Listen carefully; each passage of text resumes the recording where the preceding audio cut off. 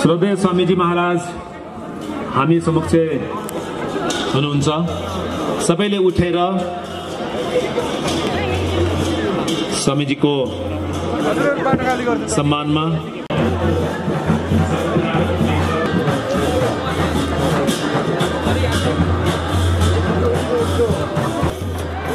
सब एक ईश्वर की संतान, सब एक पूर्वजों की संतान, सब एक ही प्रकृति की संतान, एक ही धरती माता की संतान और सबकी संस्कृति।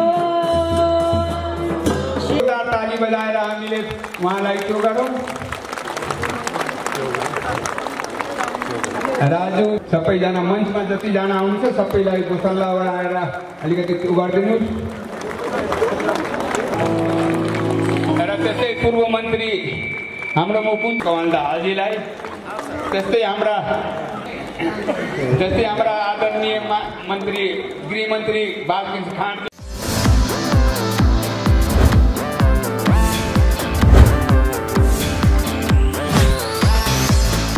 अगले वर्ष तक नेपाल में ही सैकड़ों औषधियां यही बनाना शुरू कर देंगे। इससे कि यहाँ के वन संपदा का और यहाँ के अलग अलग स्वावलंबन का एक नया दौर शुरू होगा। तो ये भी काम करने वाले हैं। और इसके साथ साथ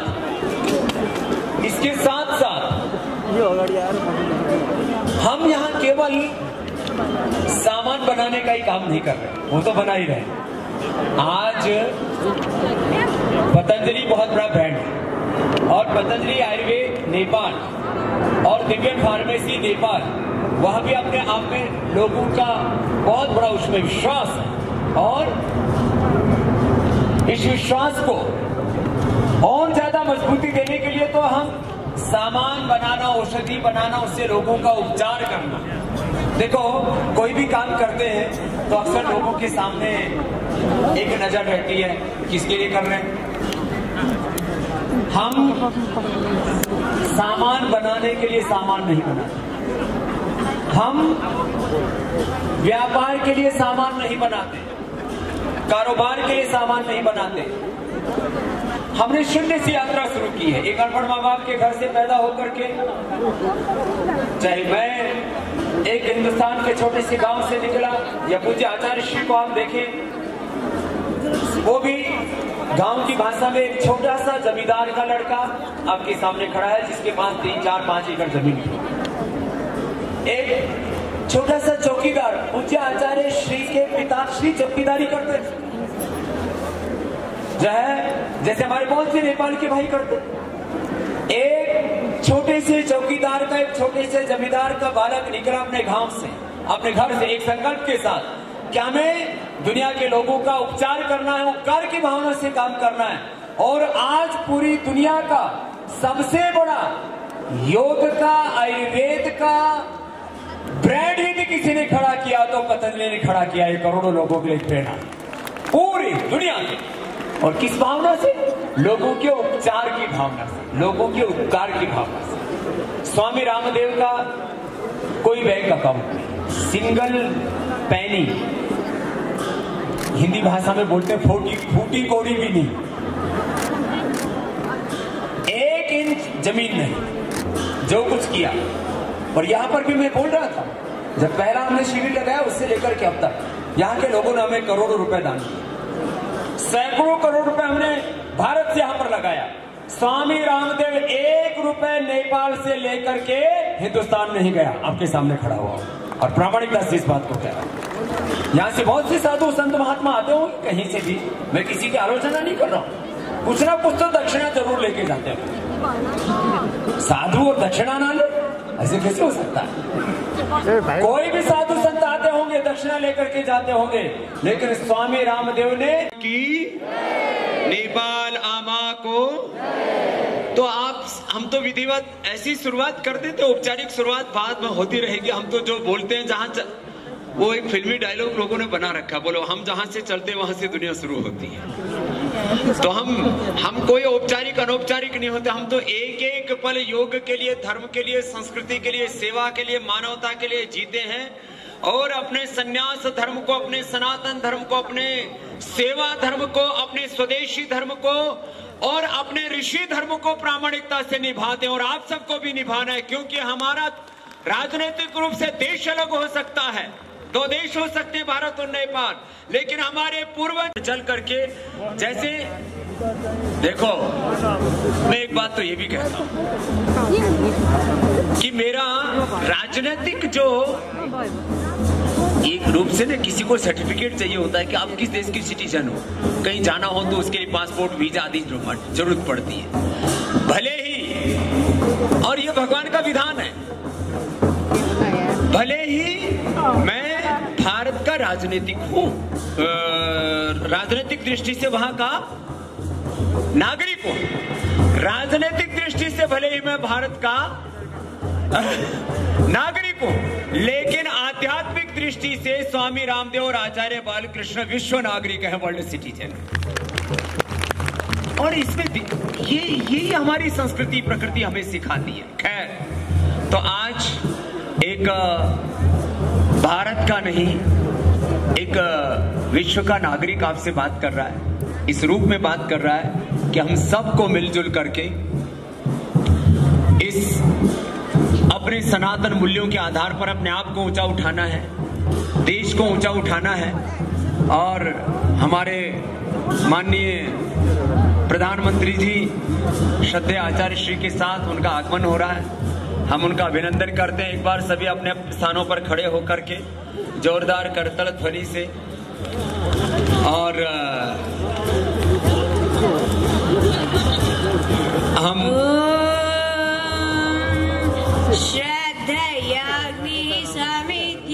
जितना लोग मुझे भारत में प्यार करते हैं, कहीं उससे कम नहीं, उससे ज्यादा ही हो सकता है। नेपाल में भी सारा नेपाल प्यार करता है, उसके लिए आपको मैं हृदय से प्रणाम करता हूं। और मैं यहाँ श्रद्धेय आचार्य श्री के जो पितृभूमि है, माता पिता, और ये गौरव इस राष्ट्र को, पूरी मानवता को जिससे मिला, ऐसे श्रद्धेय आचार्य श्री का जो पुण्य भूमि है, वो भरुआ में आज से लगभग 30 साल पहले माया। वो शांगजा पता नहीं कहां से कहां हम गए थे, हमको ये नहीं पता। और रास्ते में बस रुका तो हम यूरिन करने के लिए उतर गए कहीं जंगल में, वो बस छोड़ के हमको आगे निकल गए। अब हमको ये नहीं पता कि हमको जाना कहीं, आचार्य जी भी आगे, बस भी आगे, हम पीछे सड़क पे देख रहे कि हम कहां गए। 30 साल पहले जब कोई मुझे नहीं जानता था, तब भी नेपाल से प्रेम था, और आज नेपाल सारा मुझे जानता है, तब वो प्रेम और बढ़ गया है। और मैं यहाँ आया तो धूलीखेल में बहुत बड़ा 1 लाख के लगभग लोगों का आयोजन हुआ, बड़ा शिविर था।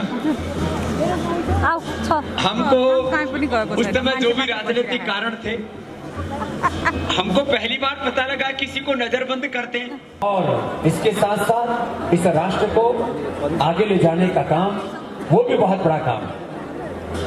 नेपाल राष्ट्र की एकता, अखंडता और संप्रभुता, उसको भी आगे ले जाने के लिए सबको एक सूत्र में बांधना। नेपाल के सामने जो आगे आर्थिक चुनौतियां हैं, आर्थिक प्रश्न हैं, बहुत सारे सामाजिक प्रश्न हैं, कृषि को, एग्रीकल्चर को कैसे उठाना, इंडस्ट्री को कैसे यहाँ पर बढ़ाना, बहुत सारी चीजें।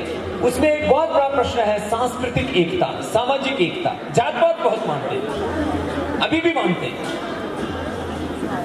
ये ब्राह्मण, ये क्षत्रिय, वैश्य, ये शूद्र, ये ऊंचा, ये नीचा, ये छूट, ये छूट, ये कैसे हो सकता है?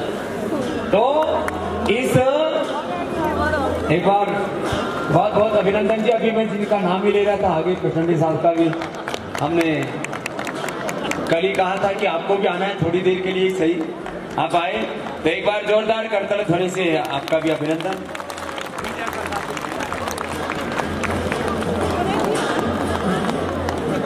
इनको जब सर्वाइकल था तब मैंने योग सिखाना शुरू किया था। मैंने कल पूछा, मैंने कहा सर्वाइकल कैसा है? बोले तो सर्वाइकल कहाँ है? बैठे बैठे तो आदरणीय श्री प्रचंड जी का, माधव नेपाल जी सहित सबका एक बार जोरदार फिर से बहुत बहुत अभिनंदन है। तालियां बजाने से ना आपका उपचार भी हो जाता है और अतिथि का सम्मान भी हो जाता है। सत्कार, उपचार और सत्कार दोनों साथ साथ हो सकते हैं। तो मैं आपसे बात कर रहा था तो एक बार जोरदार अभिनंदन है आज के इस आयोजन के लिए, आज की इस सुहानी सुबह के लिए। देखो रात को ठंड होती है, फिर तेज धूप लगे तो थोड़ा सा अनकंफर्ट होता है, लेकिन भगवान ने ऐसा वातावरण बनाया हुआ है, ना ठंड है ना गर्मी है, यहाँ पूरा प्रचंड आनंद है। तो आइए एक बार इस आनंद को अनुभव कीजिए।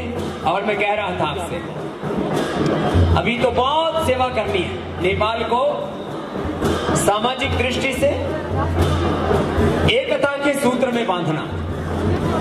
और मैंने कहा जो आर्थिक, राजनीतिक, बाकी यहाँ के एग्रीकल्चर से लेकर के, इंडस्ट्री से लेकर के और अलग अलग क्षेत्रों में जो प्रगति के सोपान चढ़ने हैं नेपाल राष्ट्र को, वो तो सबको पुरुषार्थ करना है। और उसमें मैंने कहा मैं तो वर्ल्ड सिटीजन हूं, मैं भी करूंगा।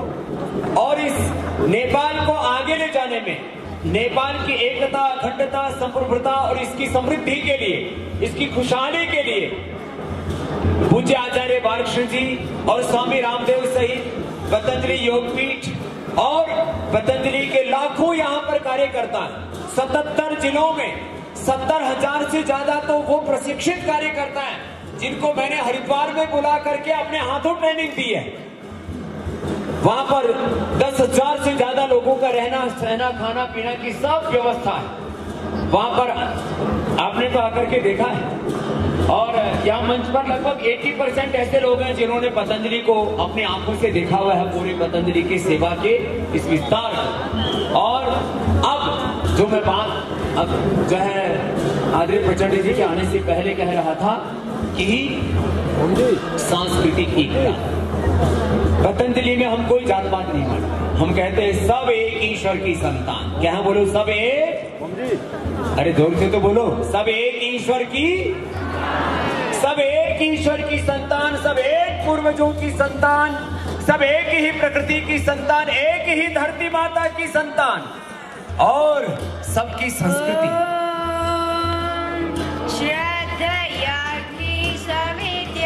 पतंजलि के बालक, पतंजलि सेवाश्रम भूकंप के बाद जो बच्चे 2, 3, 5 साल के थे आज वो बड़े हो गए हैं, सब खड़े होकर के अभिनंदन कर लेंगे प्रधानमंत्री जी का।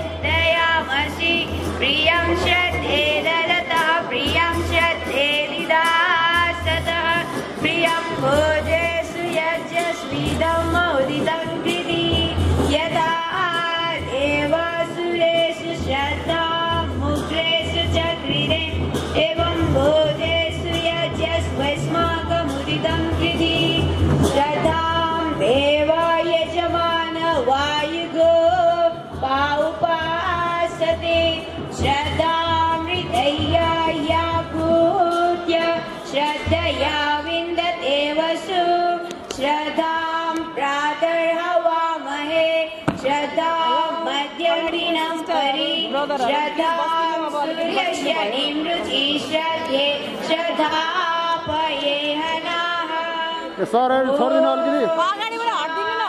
शान्ति शान्ति।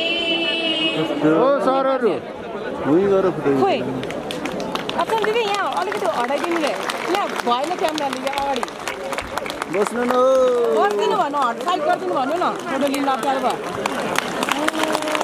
छोड्दै छोड्दै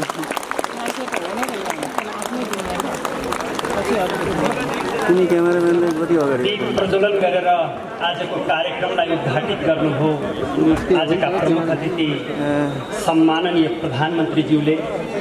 मुझे जो बोलना था मैंने पहले ही बोल दिया, इसलिए अभी यह आज का बहुत ही गौरवपूर्ण, गरिमापूर्ण और एक मात्र आस्था नेपाल और पतंजलि नेपाल चैनल, स्वदेशी समृद्धि कार्ड और ये पूरा पतंजलि योगपीठ का नया विस्तार ही नहीं, आने वाले समय में योग, आयुर्वेद और अध्यात्म की एक राजधानी के रूप में नेपाल की पहचान हो, ऐसा पूरा पुरुषार्थ हम कि सारी दुनिया के आकर्षण का केंद्र नेपाल बने। बहुत बड़ी सांस्कृतिक विरासत है हमारे पास। और जितने भी यहाँ पर राजनीतिक दलों के लोग हैं, और अभी माधव नेपाल जी तो चले गए, प्रचंड जी को तो ये प्रचंड जी का जब ये बड़े खतरनाक भाषण दिया करते थे तो मैंने एक दिन वो मेरे कैसेट हाथ लगी, मैंने कहा ये आदमी तो बड़ा जोरदार है। तो मुझे नहीं पता था ये जो जी साहब प्रचंड, जो एकदम प्रचंड भाषण देता वो कभी मेरे बगल में बैठे तो बड़े खतरनाक हुंकार खड़ा करते, तो हम लोग भी उसी हाँ ये बात तो ठीक है, ये बाहर से जितने प्रचंड दिखते हैं उतना इनका हृदय बड़ा कोमल है। तो एक बार इनका भी बहुत बहुत अभिनंदन है पुनः। और हमारे प्रधानमंत्री जी बहुत ही एक तरह से साधु स्वभाव, देखो ऐसा एक तरह से राजनीति में एक राजयोगी जैसे, तो एक बार प्रधानमंत्री जी का जोरदार अभिनंदन। ऐसा बहुत साधु स्वभाव और कि नेपाल के लिए अच्छा हो, सामाजिक, आर्थिक, राजनीतिक, सांस्कृतिक सभी दृष्टियों से एक एकता, अखंडता, संप्रभुता संपन्न राष्ट्र बने, उसके लिए बहुत पुरुषार्थ करते हैं। और आज हमारे उपेंद्र यादव साहब ये भी हमारे प्रखर शिष्य हैं, और जो है वैसे भी बड़ा मजबूत है और राजनीतिक मजबूती भी प्राप्त करने के लिए और पुरुषार्थ करते हैं। तो उपेंद्र यादव जी का भी बहुत बहुत अभिनंदन है। हमारे बालकृष्ण जी, दो बालकृष्ण हमारे इधर भी हमारे गृह मंत्री बालकृष्ण जी का भी एक बार, खांड साहब का भी बहुत बहुत अभिनंदन। रामचंद्र पौडियाल जी, वो तो हमारे एक तरह से कार्यकर्ता जैसे, उनका पूरा योगी है। और ज्ञानेंद्र महत जी, जो भी महतो जी, जो भी यहाँ पर जो है पीछे ही विराजमान है, उपेंद्र महतो, हाँ राजेंद्र महतो जी, राजेंद्र महतो जी, उनका भी बहुत बहुत अभिनंदन है। ये हमारे जो है, और महेंद्र राय जी, कृषि मंत्री जी, खेती के बारे में बड़ी योजना श्रद्धेय आचार्य श्री ने शेयर की है प्रधानमंत्री जी के साथ, प्रचंड जी के साथ, चित्रलेखा यादव जी, और हमारे शरद सिंह भंडारी साहब,